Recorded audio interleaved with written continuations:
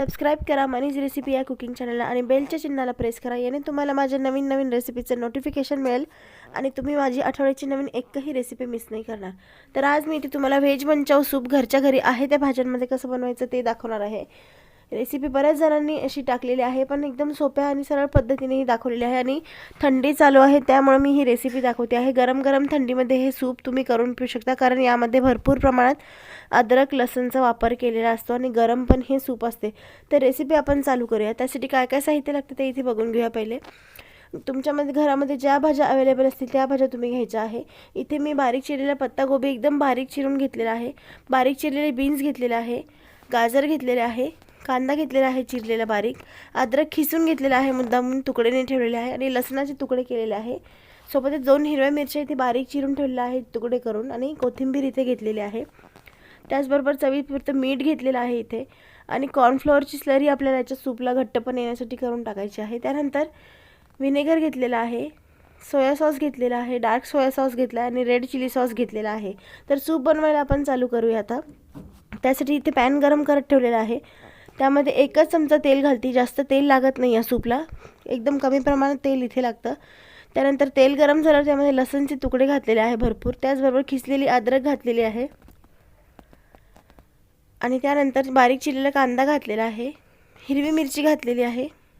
हे सगळं आता फ्राय करून घ्यायचं आहे आणि चायनीज बनवताना नेहमी एकदम हाय फ्लेमवर म्हणजे मोठ्या गॅसवर हे सगळं तुम्हाला फ्राय करून घ्यायचं आहे. 1-2 मिनटं फ्राय झाल्यानंतर त्यामध्ये आता ज्या भाज्या आहे बारीक चिरलेल्या त्या घालायच्या आहे. पत्तागोबी, बीन्स आणि शिमला मिरची. यावेळेला तुम्ही पत्तागोबी, बीन्स आणि गाजर घातलेले आहे, यावेळेला तुम्ही शिमला मिरची पण घालू शकता. आणि मीठ घालून घ्यायचं इथे म्हणजे भाज्या परतल्या जातात चांगल्या. आणि मशरूम आवडत असेल तर मशरूम पण तुम्ही इथे घालू शकता. तर आता फ्राय करून घ्यायचं आहे. ते फ्राय होतं आहे तोपर्यंत आपण 2 चमचे कॉर्नफ्लॉवर घेऊया. त्यामध्ये पाणी घालायचं, स्लरी तयार करून घ्यायची आहे कॉर्नफ्लॉवरची. सूपला घट्टपणा येतो याने. हे करून आपण बाजूला ठेवून देऊया आणि तोपर्यंत आपल्या आता भाज्या पण इथे फ्राय झालेल्या आहे व्यवस्थित. तर भाज्या इथे फ्राय झालेल्या आहे. आता त्यामध्ये आता सॉसेस टाकून घेऊया. सोया सॉस इथे घालते 1 ते 2 चमचे. तुमची क्वांटिटी भाज्यांची आणि जेवढं प्रमाण असेल त्याप्रमाणे तुम्ही सॉसेस घालायचे आहे. आणि 1 चमचा रेड चिली सॉस घालते आहे, कारण मिरची पण याच्यात आधी घातलेली आहे. तर आता फ्राय करून घ्यायचं आहे. यावेळेला तुम्हाला व्हिनेगर आवडत असेल तर यावेळेला घालू शकता, पण शक्यतो व्हिनेगर शेवटी घालायचं.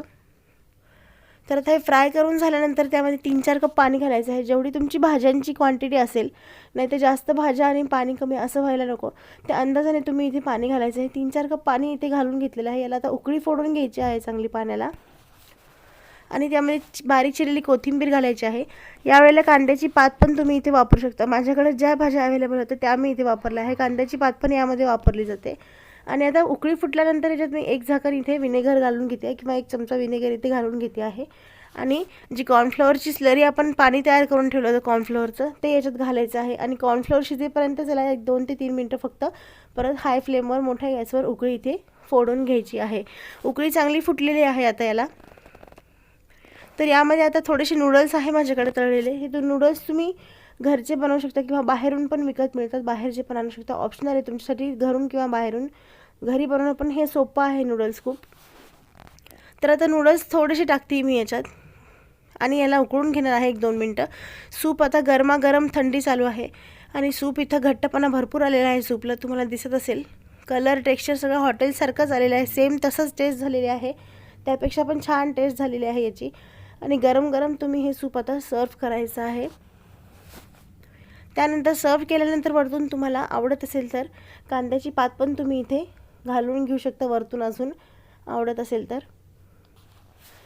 तर सूप एकदम छान झालेलं आहे, टेस्ट याची खूप छान झालेली आहे आणि पटकन बनणारी रेसिपी आहे. असं नाही तुमच्याकडे एखादी भाजी नसेल तर तुम्ही बनवायचं नाही, आहे त्या भाज्यांमध्ये पण तुम्ही हे सूप बनवू शकता, जसं मी तुम्हाला इथे करून दाखवलेलं आहे. फायनली थोडीशी कोथिंबीर घालते आहे आणि हे फ्राय केलेले नूडल्स आहे इथे, ते नूडल्स इथे घालून घेते आहे. हे नूडल्स तुम्ही बनवून महिनाभर डब्यामध्ये भरून ठेवू शकता. घरीच याची रेसिपी खूप छान आणि पटकन होते, सोपी आहे नूडल्सची रेसिपी. तर मंचाव सूप थंडीमध्ये तुम्ही पण बनवून पहा, एन्जॉय करा. आणि कलर खूप छान झालेला आहे, रेस्टॉरंटसारखं सेम स्ट्रीट फूड म्हणा, रस्त्यावर जसं मिळतं तसं म्हणा किंवा रेस्टॉरंट हॉटेलमध्ये जसं मिळतं तसं सेम झालेलं आहे, करू शकता. रेसिपी आवडली असेल तर रेसिपीला नक्की लाईक करा, कमेंट करा, शेअर करा आणि मनीज रेसिपी या कुकिंग चॅनलला नक्की सबस्क्राईब करायला विसरू नका. तोपर्यंत भेटूया पुढच्या एक छानशा नवीन रेसिपीसोबत. Bye bye.